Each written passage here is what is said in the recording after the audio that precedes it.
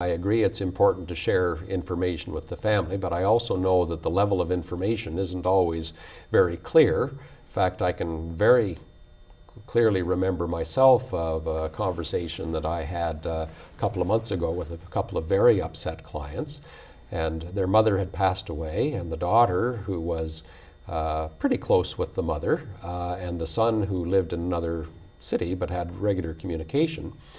When she passed away, he was very certain that she wanted a full traditional funeral, just like she arranged for Dad a few years ago, and he was adamant that that was her wish.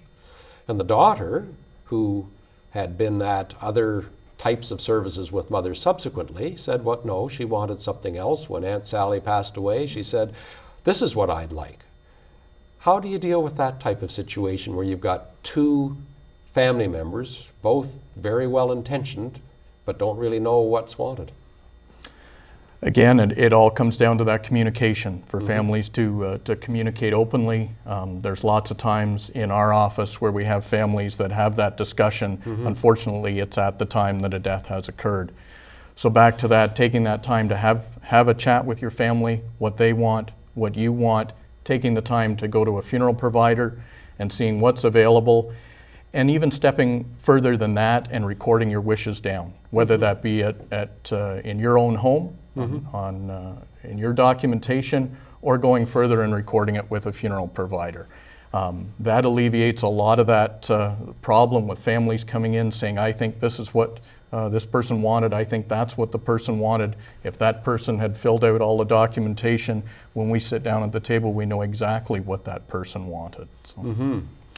Now, when you talk about writing things down, Tracy, I know when you and I have been taking will instructions, and we're asking who they want to have as their executors and that type of thing, sometimes I get asked, "Well, now I've got my funeral wishes, let's put them in the will." What do you say to that?